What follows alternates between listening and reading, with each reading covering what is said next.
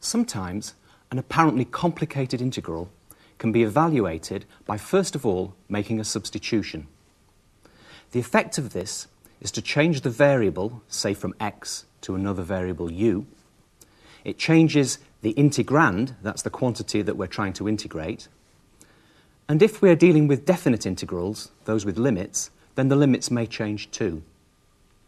Before we look at our first example, I want to give you a preliminary result which will be very useful in all of the examples that we look at. Suppose we have a variable u, which is a function of x. So u is a function of x. Suppose we can differentiate this function of x and work out du dx. Then a quantity called the differential du is given by du dx multiplied by dx. And this will be a particularly important result in all of the examples that we do. So for example, if I had u equals 1 minus 2x, so there's my function of x, we can differentiate this, du dx, well in this case du dx will be minus 2. Then the differential du is given by du dx minus 2 multiplied by dx. So this formula will be very useful in all the examples that we do. Let's have a look at our first example of integration by substitution. Suppose we want to perform this integration. Suppose we want to find the integral of x plus 4 all raised to the power 5. And we want to integrate this with respect to x. Now the problem here in this example is the x plus 4. This is the complicated bit. And the reason why it's complicated is because if this were just a single variable, say x, we'd be integrating x to the power 5, and we all know how to do that already. So this is the problem. We'd like this to be a single variable. And so we make a substitution and let u be this quantity x plus 4.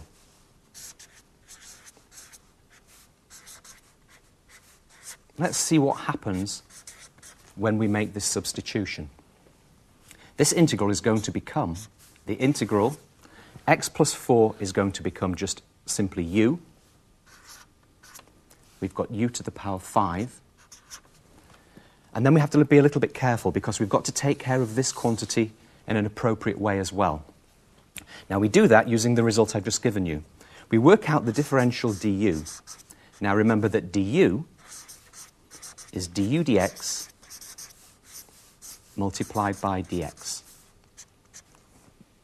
In this case, du dx is just 1. If u equals x plus 4, du dx, the derivative of u, will be just 1. So in this first example, we have a nice simple case in which du is just equal to 1 dx, or du is equal to dx. So when we make the substitution, the dx can become simply du.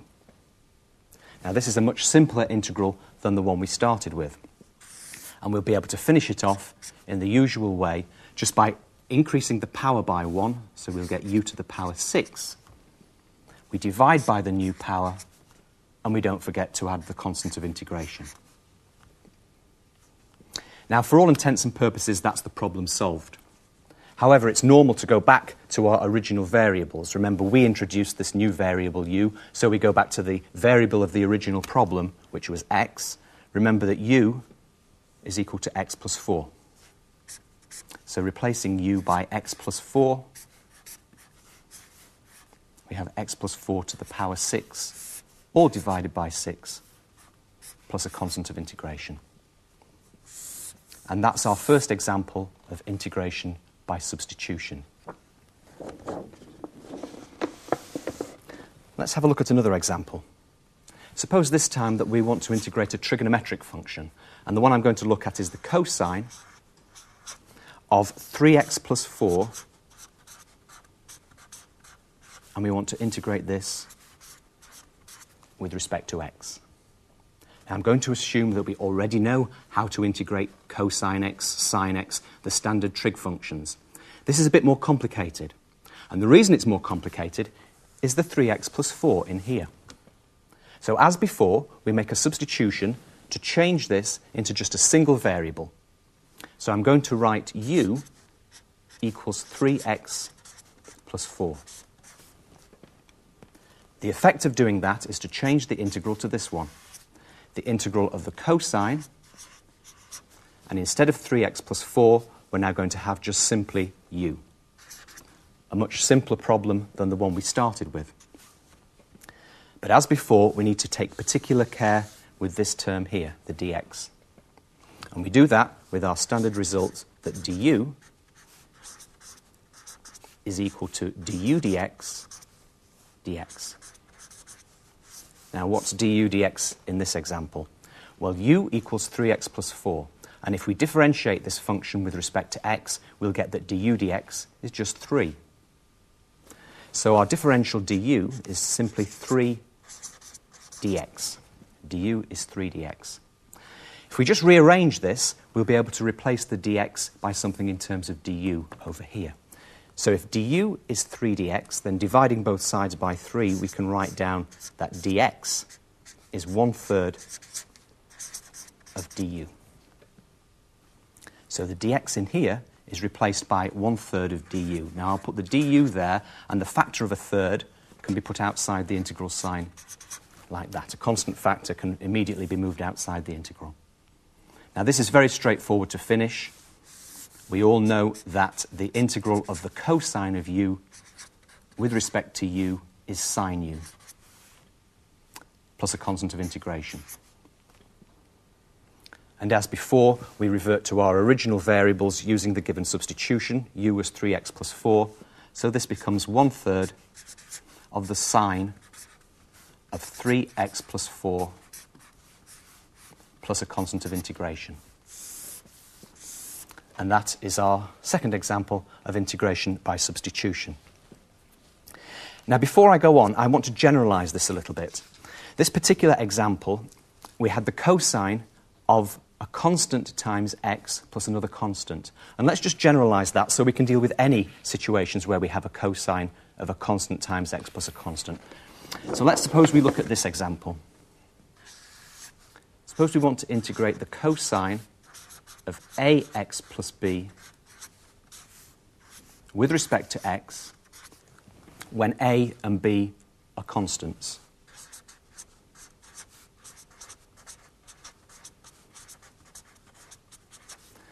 Again, the problem is the quantity in the brackets here, and we avoid the problem by making a substitution. We let u be all this quantity, ax plus b. That changes the integral to the integral of the cosine, and ax plus b becomes simply u. We've got to deal with the dx, and we do that by calculating the differential du. Du will be du dx, which in this case is simply a dx. And this result will allow us to replace the dx in here. Well, dx will be 1/a du.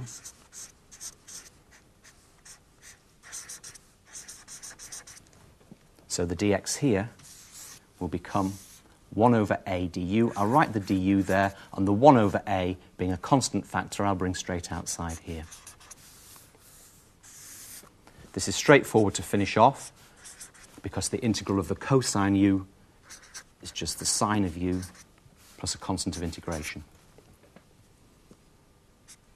In terms of our original variables, we'll have sine, and u is ax plus b,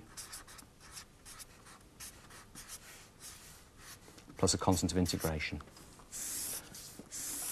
And that's a general result we can use any time that we have to integrate the cosine of a quantity like this. This is an example of a linear function, ax plus b. So we've got the cosine of a linear function, and we can use this result any time we want to integrate it. So, for example, if I write down what's the integral of the cosine of 7x plus 3, then immediately we recognize that the a is 7, the b is 3, and we use this general result to state that this integral is 1 over a, which will be 1 over 7, the sine of the original quantity in the brackets, which was 7x plus 3, plus a constant of integration. So any time we get a function to integrate, which is the cosine of a linear function, we can use this result. There's a very similar result for integrating sine, and I won't prove it. I'll leave it for you to prove for yourself, but the result is this one, that the integral of the sine of ax plus b with respect to x will be minus 1 over a cosine of ax plus b plus a constant of integration. And that's another standard result you should be aware of, and you should now be able to prove for yourself. Okay. Let's have a look at another example. Suppose we want to find the integral of 1 divided by 1 minus 2x with respect to x. Now I'm going to assume that if you had a single letter down here, if there'd just been an x down here, so we were integrating 1 over x, you'd know how to do that. Just by the by that the integral of 1 over x with respect to x is the natural logarithm of the modulus of x. So I'm going to assume that you know how to do that already. So if we can convert this integral here into one where we've just got 1 over a single variable, perhaps we'll know how to proceed. So we'll make a substitution, and the substitution we'll make is u equals 1 minus 2x. What will that do to the integral? Well, the integral will become the integral of 1 divided by 1 minus 2x will become u. Much simpler. We have to take care of the dx in an appropriate way. As before, du is du dx multiplied by dx. What's du dx in this case? Well, u is 1 minus 2x. So du dx, the derivative of this quantity, is just minus 2 dx. So when we want to replace the dx in the substitution process, we can replace dx by du divided by minus 2, which is minus a half of du. So the dx here becomes du, and the factor of a minus a half I can write outside, being a constant factor.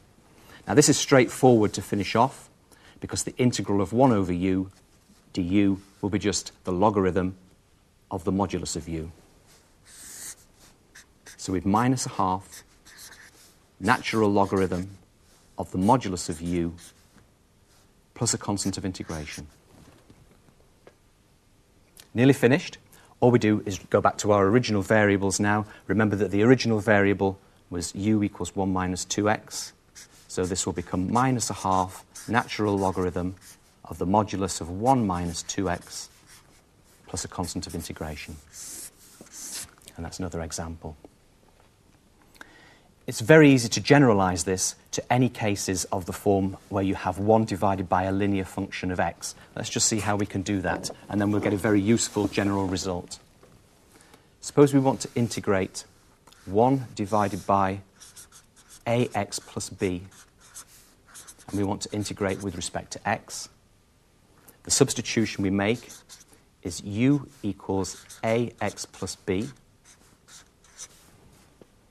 Du will be du dx, which in this case, differentiating this function, will just leave us the constant a. Du will be equal to a times dx. So when we want to replace the dx, we will do so by replacing it with a 1 over a du. What will all that do to our integral? Well, the integral will become the integral of 1 divided by ax plus b becomes u, and the dx becomes 1 over a du. I'll write the du here, and the 1 over a being a constant factor I'll bring straight outside. Now this is very familiar. It's straightforward for us to finish this. The integral of 1 over u will be the natural logarithm of the modulus of u plus a constant of integration. Nearly finished. We just return to our original variables, 1 over a natural logarithm of the modulus. U was ax plus b plus a constant of integration. Now, this is a particularly important general result which I'd like you to get very familiar with because it's going to crop up over and over again and you want this sort of thing at your fingertips. For example, if I ask you to integrate 1 over x plus 1 with respect to x, I want you to be able to almost just write these things down. If we identify the 1 over x plus 1 with the 1 over ax plus b, then we see that a is 1 and b is 1.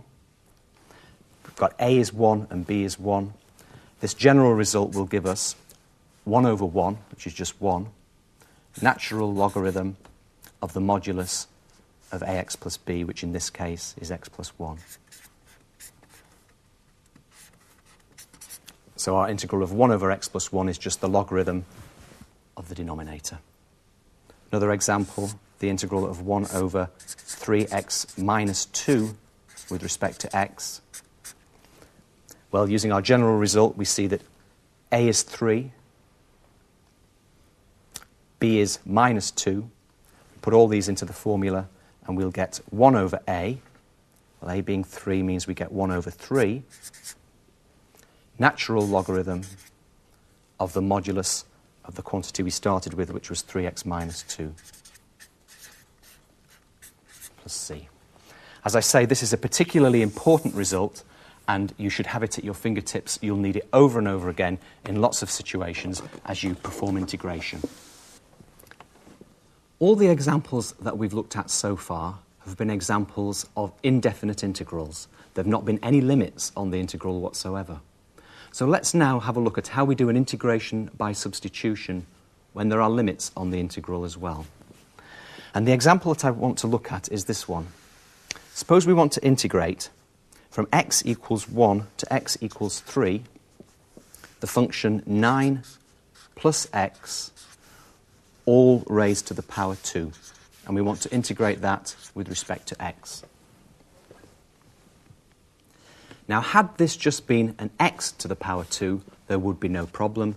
Increase the power by 1, divide by the new power, and you'd be finished. The problem is the 9 plus x. So, as before, we make a substitution. We make a substitution to try to simplify what we're doing.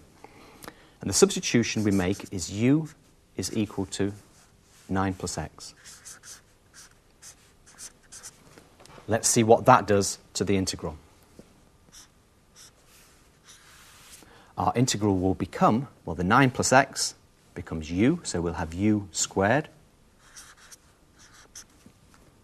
Let's deal next with the dx. As we've seen already, du is equal to du dx multiplied by dx. And in this particular case, this is a nice simple case, du dx will be just 1. So whenever we see a dx, we can replace it immediately by du. Du is dx.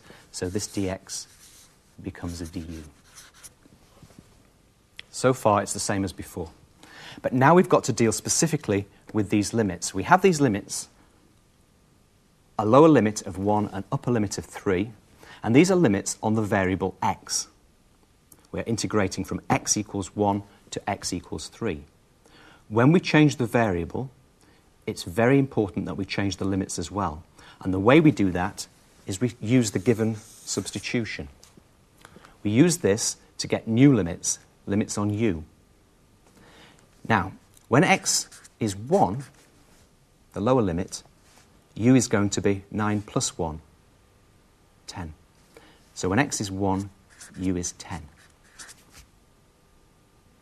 At the upper limit, when x is 3, our substitution tells us that u is going to be 9 plus 3, which is 12.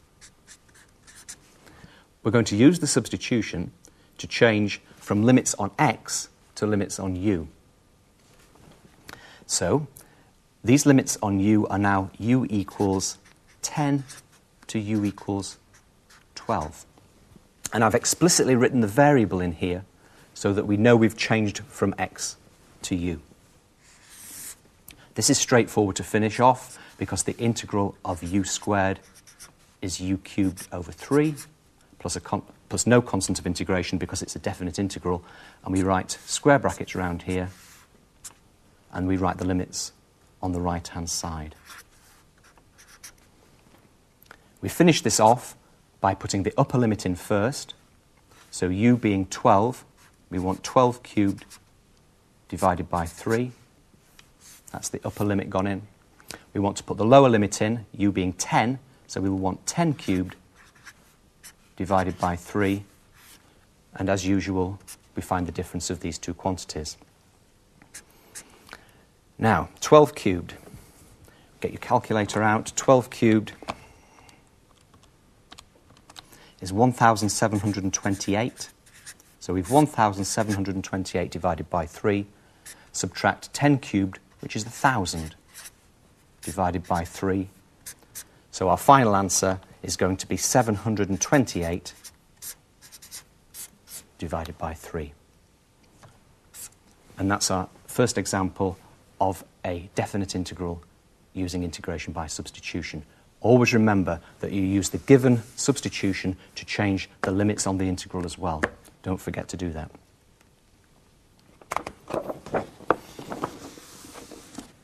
Okay, all the examples that we've looked at so far have been fairly straightforward, and they've required a substitution of the form u equals ax plus b, a linear substitution.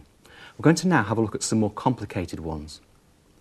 All the examples I'm going to look at are of this form. They're all going to take the form of the integral of f of g of x, g dashed of x, dx. Now this looks horrendous. So what we'll do is we'll try and take it apart a little bit to see what's going on here. Suppose we have a function g of x, which is equal to 1 plus x squared. That's going to be this function in here. And you'll notice from this expression that the g of x is used as input to another function f. Suppose the function f is the square root function, the function which takes the square root of the input. So I'm going to write that like this. Suppose f of u is the square root of u. Then what does this mean, f of g of x? Well, this is called a composite function, or the composition of the functions f and g. The function g is used as the input to f. So f of g of x, or the f function square roots the input. So we want to square root the input, which is g of x, which is 1 plus x squared. So in this particular case, we're looking at an example that's going to be something like this. The integral of f of g of x is the square root of 1 plus x squared. What about the g dashed of x? G dashed of x is the derivative of g with respect to x. Well, here's g. G of x is 1 plus x squared. What's its derivative? The derivative g dashed of x is just 2x. So if I substitute for g dashed of x as 2x, I'll be dealing with an integral like that. So as our first example, we're going to look at an integral of this particular form, and I hope that you can now see it's of this family of integrals. We've got a function g of x in here, 1 plus x squared. That's that bit. Its derivative, g dashed of x, the 2x appears out here, and the g itself is input to another function, which is the square rooting function f. So it looks a bit complicated, but I hope we can see what all the different ingredients are. Now, the way we tackle a problem like this is to always make the substitution u equals g of x, whatever the g of x was. Well, in this particular case, g of x was 1 plus x squared. So I'm going to make the substitution u equals 1 plus x squared. Let's see what that will do to this integral. Letting u be 1 plus x squared, we'll just have the square root of u in here. Now, we've got to handle all this, the 2x dx. Well, in terms of differentials, we know already that du is du dx dx. Well, du dx in this case is just 2x. So du dx dx is 2x dx. Now, this is very fortunate because we see that the whole of 2x dx can be replaced by du. So the whole of 2x dx becomes the du. And in integrals of this form, this will always happen when we make a substitution like this. Now, this is very straightforward to finish, provided you know a little bit of algebra. The square root of u is u to the power half, so we're integrating u to the half with respect to u. How do we do this? We increase the power by 1. That will give us u to the half plus 1. That's 1.5, or 3 over 2. And we divide by the new power, and the new power in this case is 3 over 2. So we're dividing by 3 over 2. And we add a constant of integration. Nearly finished. Dividing by 3 over 2 is like multiplying by 2/3, so I'll write that as 2/3. And in terms of our original variable, u was 1 plus x squared. And all that needs to be raised to the power 3 over 2. And we need a constant of integration. So that's a first example of a much more complicated integral. And I want to go back and just point a few things out. Remember, a crucial step was to recognize that the 2x in here was the derivative of this quantity 1 plus x squared in there. The g dashed of x in the general case is the derivative of the input to the f function here. What we'll do is we'll have a look at another example, and then we'll try and start to do some of this purely by inspection, because at the end of the day, we want you to be able to get to the stage where you're happy almost just recognizing some of these integrals.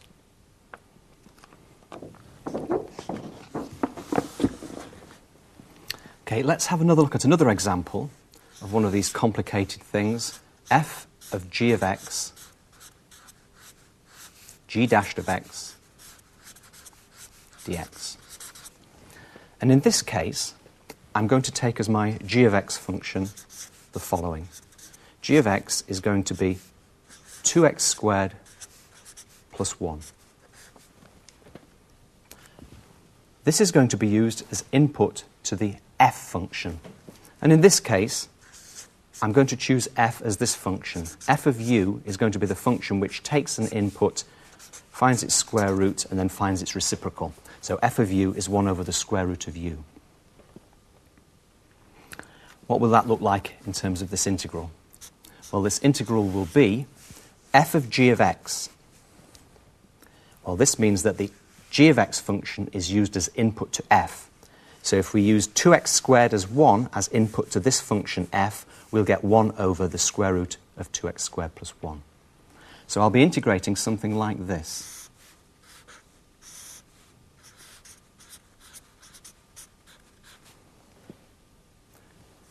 We also need to look at the g dashed of x.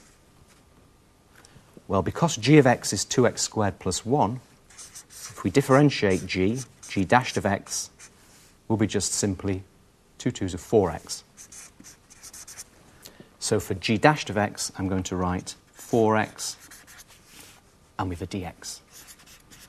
So I'm going to look at, in this example, at an integral like this. Now, this looks very complicated. It might have actually been given to you in a form that looked more like this, because we might have written the 1 times 4x all as the single term.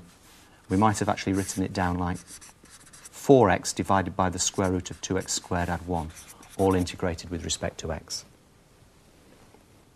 It does look a bit complicated, but we'll see by making a substitution that we can make some progress. And the substitution that we'll make, as before, is we let u be the function g of x. We let u be this function in here. So if u is g of x, well, g of x in this case was 2x squared plus 1. What's going to happen? Well, let's put all this into this integral. Don't worry about the 4x for a minute, but the 2x squared plus 1 here in the denominator becomes a u, so we'll have a square root of u in the denominator. We've got to look after the 4x dx as well, but in terms of differentials, du, remember, is du dx, which is 4x times dx. And you'll see, because of the nature of this sort of problem, that the 4x dx quantity is exactly what we've got over here, 4x dx. So the whole of 4x dx becomes du. The whole of that becomes a du.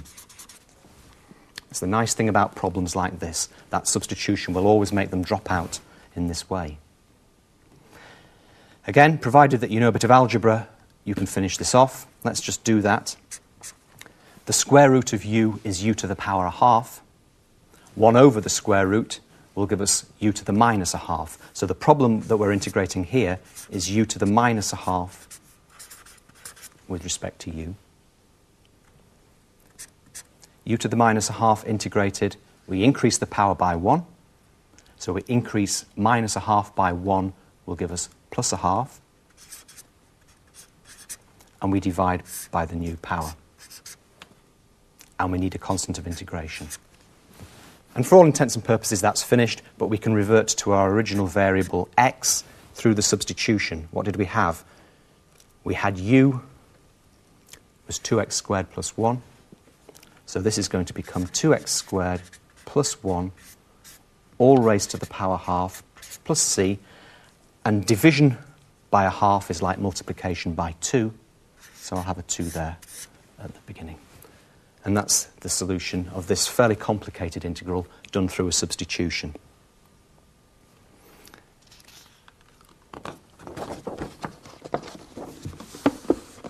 So let me try and extract from all that a fairly general result. And the general result is this, that if we have an integral of f of g of x, g dashed of x, dx, then the substitution u equals g of x, du is g dashed of x, dx. That substitution will always transform this integral into simply f of g of x, which is f of u, and the whole of g dashed dx will become simply du. And this, hopefully, will be an integral which is much simpler to evaluate. Now, really, what we want to be able to do is get you into the habit of spotting some of these and being able to write down the answer straight away. So let me just give you one or two more examples where hopefully we can actually spot what's going on. Supposing we're looking at the integral of e to the x squared multiplied by 2x, and we want to integrate that with respect to x. Let's try and compare what we've got here with what's up here. If you think of the x squared as being the g of x, so this bit is the g of x. If we differentiate x squared, we'd get 2x, and you see that appears out here. So this bit in here is the g dashed of x. And there's another function involved in here as well. It's the f function, and in this particular example, the f function is the exponential function. And we see that g is input to f because x squared is input to the exponential function. So if we want to tackle this particular integral, the substitution u equals whatever the g of x was, which in this case is x squared, will simplify this integral. U being x squared, du will be 2x dx, and immediately this integral will become the integral of e to the power x squared, which was e to the power u, and automatically the 2x dx is taken care of in the du.